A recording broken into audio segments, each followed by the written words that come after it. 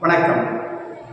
அன்பான சித்தரியுக நேயர்களுக்கு உங்கள் சித்தயோகி பேரம்பலவாணனின் அன்பு கலந்த வணக்கங்களும் இந்த பிரபஞ்ச ஆசிகளும்.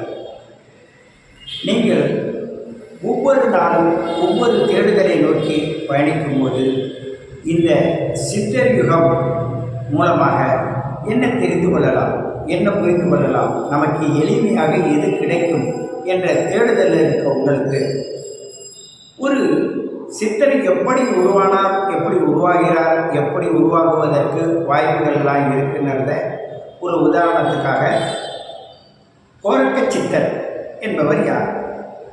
ஒரு சிலருக்கு கோரக்க சித்தர் என்றாலே அவருடைய குலகுருவாகவும் அவங்களுடைய குருவாகவும் அவங்க பூஜித்து வராங்க. பொய்கை நல்லூர், நாகப்பட்டினத்திற்கு அருகாமையில் உள்ள பொய்கை நல்லூரில் அவர் இருக்கார். அவர் எப்படி இந்த பூமிக்கு அறிமுகமானார்? அவருடைய குருநாதர் ஒரு நாள் பொய்யூர் என்று சொல்லக்கூடிய நாகப்பட்டினத்திற்கு அருகாமையில் உள்ள ஊருக்குள்ளே வராங்க.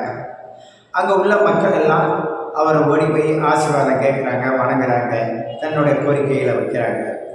அப்படி இருக்கும்போது ஒரு அம்மா ஓடி போய் அந்த பக்கத்து வீட்டு ஒரு அம்மாவுக்கு குழந்தைகள் சாமி, நீங்கள் அவங்களுக்கு அருள் புரியணும் அனுமதி கேட்குறாங்க.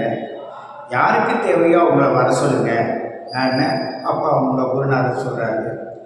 அப்படி சொல்லும்போது போய் அம்மா இது மாதிரி ஒரு ஐயா வந்திருக்காங்க, அவங்களுக்கு நீங்கள் போய் உன்னோட தேவையை சொன்னீங்கன்னா அவங்க செய்வாங்க. அந்தபோது அவங்க வேலை செஞ்சுட்டு இருக்காங்க. அந்த நேரத்தில் சொல்லும்போது கொஞ்சம் அழுகோட அவங்க கொஞ்சம் மன வேதனையோட வராங்க. எவ்வளோ பேர் பார்த்துருக்கோம், எங்கே நமக்கு இறைவன் கொடுக்கல போல இருக்குது என்ற மன உளைச்சலில் தான் வராங்க. அங்கே வரும்போது அப்போ என்னம்மா உனக்கு குழந்தை வேணுமா, உனக்கு குழந்தைன்றது அற்புதமான குழந்தை இருக்குமான்னு சொல்கிறாங்க. அவங்க மனசுக்குள்ள என்ன நினைக்கிறாங்க, ஆமாம் எல்லாரும் இப்படி தானே சொல்லி இவ்வளோ காலங்கள் ஓடுது என்ன அவங்க நினைக்கிறாங்க.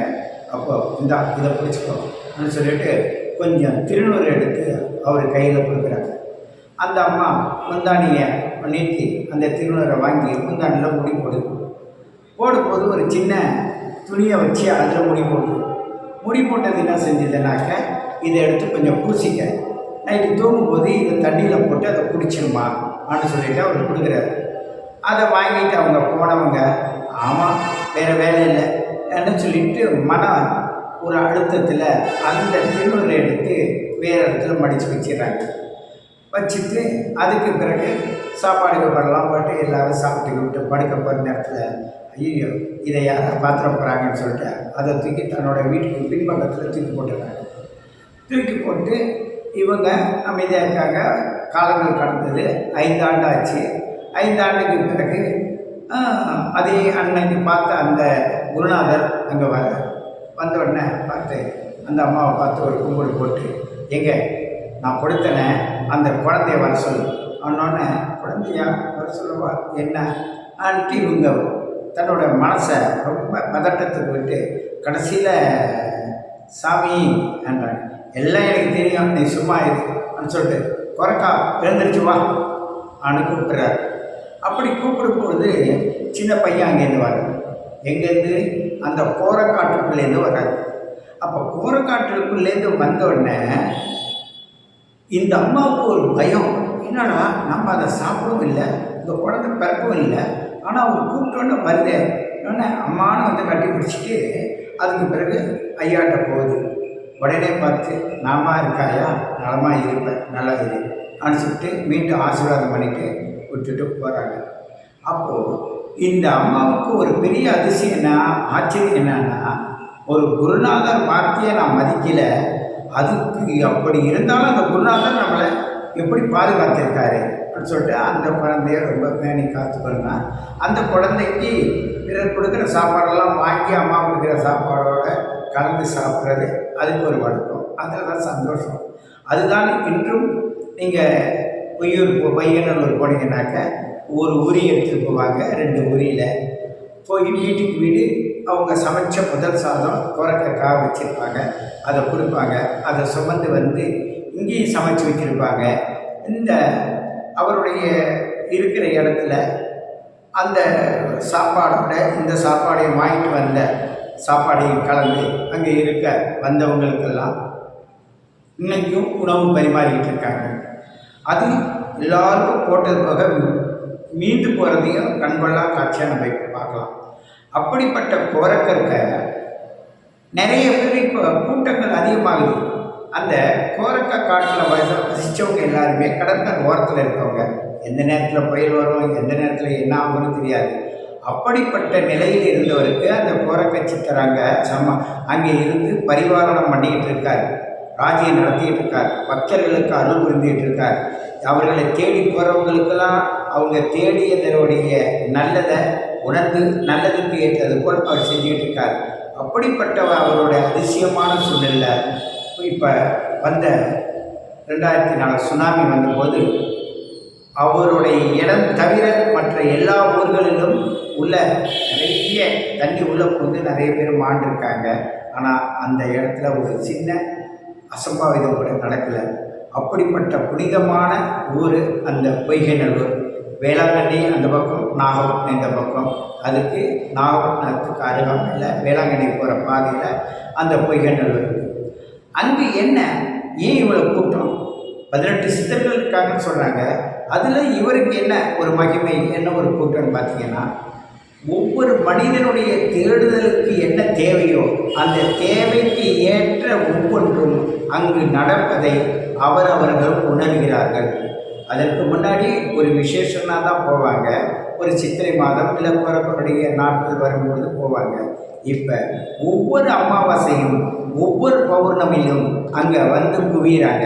காரணம் என்னன்னா, அவ்வளவு சிதம் அவருடைய அருளாசியானது மக்களுக்கு இருக்கின்ற மனநோயிலிருந்து உடல் நோய் வரைக்கும் அவர் எப்படி அதை செய்கிறார், எப்படி இவங்க உணர்றாங்க என்னதுக்கு காட்சியாகவும் சாட்சியாகவும் தான் கூட்டங்கள் அதிகமாகிறது.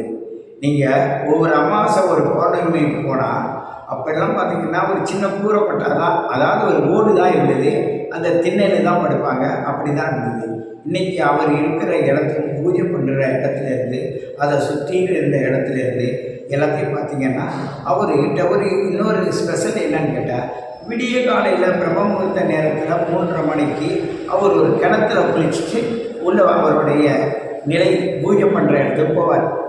அது இன்றும் இப்போ அந்த கிணறை மூடிட்டாங்க. அங்கே நாகலிங்க மரம் இருந்தது, அந்த மரத்தையும் எடுத்துட்டாங்க மக்களுடைய சௌகரியத்துக்காக. ஆனாலும் அன்றும் நீங்கள் அந்த குளத்தங்க அந்த கிணற்றுநகரையை மூடினாலும் அங்கே நல்ல விளக்கெல்லாம் ஏற்றி வச்சுருப்பாங்க. அதையும் நிறையா குறைச்சிட்டாங்க. அந்த இடத்துல நீங்கள் படுத்துருந்தீங்களா அப்படியே காலைல 3:30 மணிக்கு அந்த கிணத்துக்குள்ளே சலன்னு குளிக்கிற சத்தம் கேட்கும். அந்த சத்தத்துக்கு பிறகு அங்கே இருக்கிறவங்க தன்னை அறியாதே நவருவாங்க. அவர் எழுந்திரிச்சு அங்கேயிருந்து போய் தன்னுடைய பூஜை இடத்துக்கு போகும்போது ஒரு வகையான வாசம் வரும். இதெல்லாம் அதெல்லாம் எப்படின்னு கேள்வியாக கேட்டுக்கிட்டு இருந்தேன். நாங்கள் அதை ஊடுருவி போய் உள்ளே உட்கார்ந்து பார்க்கும்போது அதோடைய அனுபவத்தை கண்டு ரசித்து மக்கள் மத்தியில் சொல்லி மக்கள் சொல்லுவதை கேட்டு பேரதிர்ச்சிக்கு ஆளாகிற அளவுக்கு அவரவர்களுடைய அனுபவமும் அந்த பொய்கைநல்லூரில் இருப்பதை நம்ம உணர முடியும். அது மட்டும் இல்லாத உங்களுடைய ஒவ்வொரு கவனமும் உங்களுடைய எண்ணங்களில் உள்ள என்ன இயக்கங்கள் என்ன தேக்கங்கள் அத்தனையும் அங்கே போகும்போது நார்மலைஸ் ஆகி உங்களுக்கு எது தேவையோ அது போதும் என்று சொல்கிற அளவுக்கு அவர் கொடுக்கறத நீங்கள் அனுபவத்தில் பார்க்கலாம். அந்த இடத்துல அவருடைய சக்தியை நீங்கள் பார்க்கும்போது பார்த்தீங்கன்னா அது உள்ளுக்குள்ளே போய் அனுபவித்தவங்களால் தான் அதை அதிகமாக விவரிக்க முடியும். பிறருக்கு சொல்லும்போது ஒவ்வொன்றும் ஆச்சரியமாக இருக்கும். அப்படியா என்று கேட்பாங்க. இப்படிப்பட்ட நேரத்தில் நான் கூட ஒரு 4 மாதத்துக்கு முன்னாடி ஒரு ட்ரிப்பு போனேன். எனக்கு ஒரு சம்பவம் ஐயா பண்ணேன்னு தான் நான் உணர்ந்தேன். நான் சும்மா இருக்கும்போது மக்களுக்கு கண்ணுக்கு மருந்து போடுவதற்காக வள்ளலாருடைய இடத்துலேருந்து அங்கே ஒரு ஐயா போடுவாங்க. அவங்களுக்கு துணை புரிஞ்சுட்டு நான் வருவேன். அவர் எனக்கு மருந்து கொடுப்பார், அதை எடுத்து வச்சுருப்பேன். நான் எந்த ஊருக்கு போகிறேன்னா அங்கெல்லாம் நான் போடுவேன். அதை ஒரு நாள் என்னன்னாக்கா அங்கே ஒரு ஐயா இருக்காங்க. அவங்க எப்போ வருவீங்கன்னு கேட்டுக்கிட்டு இருந்தாங்க. வரேன்னு சொன்னேன். ஒரு ட்ரிப்பு நான் எதாச்சியாக போகிறேன். அந்த பௌர்ணமி அந்த நேரத்துக்கு போகும்போது பார்த்தா கூட்டம் அதிகமாக இருக்குது. அந்த கிணறு மூடப்பட்ட இடத்துல கொஞ்சம் இடம் இருந்தது. அங்கே போய் உட்காந்து உட்காரும்போது அப்போ அவங்க சொன்னாங்க, ஐயா கொஞ்சம் நான் வந்துங்க நாங்கள் படுக்கணும், படுத்துக்கோமா நாங்கள் உட்காந்து போனோம். நாங்கள் உட்காந்தோம். கொஞ்ச நேரத்துக்கு பிறகு அவங்க சொன்னாங்க, தன்னுடைய நாத்தனார் அவங்கள அழைச்சிட்டு வராங்க. 2 பேரும் வயசானவங்க தான். அவங்க வரும்போது சொல்கிறாங்க, எங்கள் நாத்தனாருக்கு கண்ணு தெரியாதுங்க, ஆனாலும் ஐயாவை பார்க்கணும்னு அந்த எண்ணத்தில் வந்தார். வரும்பொழுது நான் ஒரு ட்ரிப்பை அழைச்சிட்டு வரேன். இது 3வது ட்ரிப் வந்திருக்கோம். ஆகையினால எங்களுக்கு ஐயா ஒரு வேண்டுதல், எனக்கு கண்ணு கிடைக்கணும், அதுதான் எங்களோட வேண்டுதல். கண்ணு கிடச்சிருச்சுன்னா நான் வர வேண்டிய அவசியம் இல்லை, அவங்க காண வருவாங்கல்ல, அதனால தான் நினச்சிட்டு வந்திருக்கோம் சாமி நீ என்கிட்ட சொன்னாங்க. அப்படியா, நீங்கள் சொல்கிறத பார்த்தா இது ஏதோ ஒரு அதிசயமாக இருக்குது. ஏன்னு கேட்டால் நான் கண்ணுக்கு மருந்து போடுறவன். நான் உங்கள்கிட்ட இவ்வளோ பெரிய கூட்டத்துக்குள்ளே உங்கள்கிட்ட ஏன் உட்கார வச்சாருன்னு எனக்கு தெரியாது. நான் உட்காரும்போது இப்படி சொல்கிறேன், நீங்கள் விரும்பினா சொல்லுங்கள், நான் கண்ணுக்கு மருந்து போடுறேன். எவ்வளோ நேரம் ஆகும் சார்? ஒரு சொட்டு மருந்து ஒரு 1 செகண்டில் கண்ணில் போட்டு விட்டுருவேன். எப்போ கிடைக்குன்னா அது ஐயாட்ட கேளுங்க, ஐயாவை சொல்லுவாங்க. ஓடுவேன், கண்ணு தெரியுதுன்றாங்க, இப்படி தான் நான் கேள்விப்பட்டிருக்கேன். ஆனால் நீங்கள் ஐயாவோட கருணையில் எவ்வளோ நேரத்தில் வேணுமா சௌகரியமாகலாம். நீங்கள் அவங்களுக்கு கேட்க நினைக்கிறீங்க, சரி ஐயா இவங்களுக்கு போட்டுக்கோங்க, அவங்கள சொல்லுங்கள். அவங்க சொன்னால், ஐயா நீங்கள் போடுங்க ஐயா, ஐயாவே எனக்கு போடுறது தான் நான் நினச்சிக்கிறேன் ஐயா அண்ணன். அதை விட அதிகப்படியான அவங்க வார்த்தையை சொன்னாங்க. அதே மாதிரி பக்கத்தில் சிவன் கோயிலில் பந்தல்லாம் போட்டிருந்தாங்க. இவங்க கூட்டம் அதிகமாகுதுலாம் சொல்லிட்டு அந்த பந்தலில் அவங்க போய் ஒரு இடத்துல உட்கார வச்சு 2 கண்ணையும் 2 சொட்டு மருந்து போட்டு விட்டேன். போட்டு விட்டு கொஞ்ச நேரத்தில் என்னன்னு கேட்டால் கொஞ்சம் கண்ணை சிமிட்டிகிட்டே இருந்தாங்க. தண்ணி கொஞ்சம் ஒடியாந்துக்கிட்டே இருந்தது. அதற்கு பிறகு அவங்க சொன்னாங்க, ஐயா உள்ளே போயிட்டு வரட்டுமாங்க, போயிட்டு வாங்க. அவங்க போனவங்க 10 நிமிஷமாக இந்த மாதத்துக்குள்ளே எனக்கு கொஞ்சம் கண்ணை கொடுங்க, அந்த கண்ணுக்கு மருந்து கொடுத்தாங்க. அவங்களும் கொஞ்சம் நேரம் இருந்துட்டு, ஐயோ போனவங்களை காணுமே, நான் போய் அழைச்சிட்டு இருந்துட்டு இவங்களும் போனாங்க. இவங்க 2 பேரும் அரை மணி நேரமாக நாங்கள் உட்காந்து பார்த்துட்டு என்னடா இந்த காரணம்னு சொல்லிட்டு அப்படி போகிறோம். அவங்க என்னன்னா இருக்கிற கோவிலெலாம் பார்த்து சாமியை கூப்பிட்டுட்டு வெளியில் வராங்க. என்னம்மா ஆச்சுங்க? ஐயாவோட கருணையால் நல்லா கண்ணு தெரியுதியா, அதனால தான் தெய்வங்களெல்லாம் பார்த்து நன்றி சொல்லிட்டு வரேன் என்னாங்க. இப்படிப்பட்ட ஒரு அதிசயத்தை அந்த பையனூரில் இடைக்காலமாக நான் கண்ட ஒரு அதிசய உண்மை. எப்படி என்ன, நான் அங்கேருந்து சென்னையிலேருந்து எப்படி அங்கே போனேன் எனக்கு தெரியாது.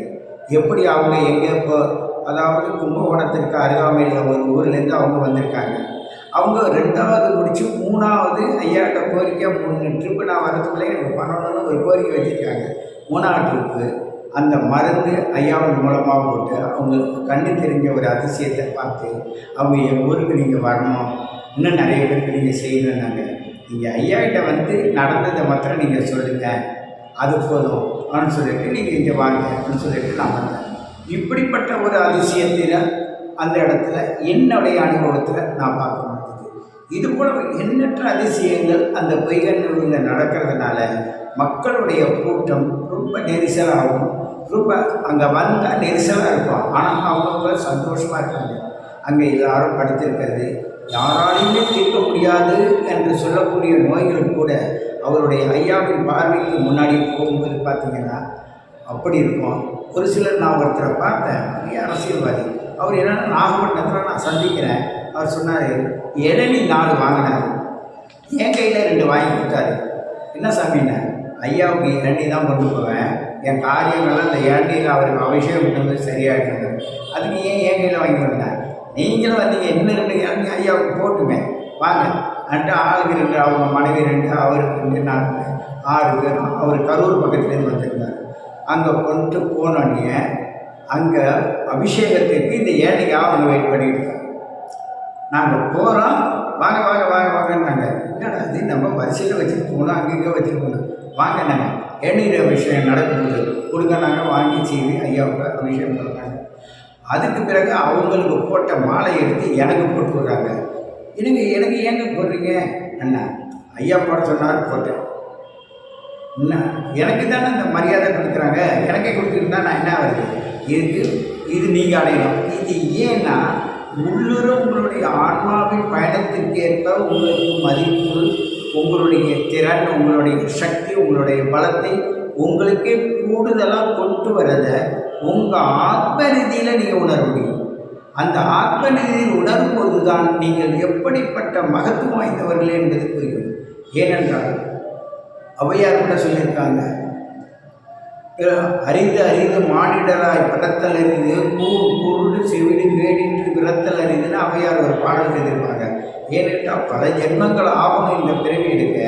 அதுலேயும் எல்லா ஐம்புலன்களும் தெளிவாக இருந்து அந்த சக்திகளோட பிறத்தல் அறிந்து அப்படிப்பட்ட அந்த சக்திகளோட வாய் சொல்லால் அந்த அமிர்தமான வார்த்தையினால் அவனுக்கு அலங்காரம் செய்வது, அந்த பாடலை பாடி அவர்களை பூஜிப்பது அந்த மனிதனுடைய பேராற்றலை சார்ந்தது. அதன் மூலமான அவனுடைய மகத்துவம் படைத்த இறைவனுடைய மகத்துவத்தையும் அங்கே காண முடியும். அந்த இடத்துல தாயும் தந்தையமாக நின்று நம்மளை ஆசீர்வதிக்கும் பொழுது, நம்மளை வாழ்த்தும் போது, நமக்கு இந்த பிறவியில் நமக்கு கிடைத்த அந்த சுகத்தை உணர்ந்து உணர்ந்து உணர்ந்து அதோட மகிமையை கண்டு நம்ம பூரிப்படைகிற ஒரு தன்மையை நீங்கள் அந்த பொய்கநல்லூருக்கு போய் பாருங்கள். இந்த சேனல் மூலமாக உங்கள் வாழ்க்கையில் உங்களுக்கு ஒரு மாபெரும் மாற்றம் வரும் என்பது நிச்சயம். அந்த மாபெரும் மாற்றம் யாருக்கெல்லாம் வரப்போகிறதோ அவர்கள்தான் இந்த சேனலை பார்ப்பதற்கான சூழ்நிலை அமையும்.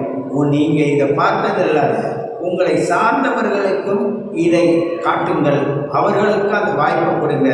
நீங்கள் பெற்ற சுகத்தை அவர்களும் பெறட்டும்.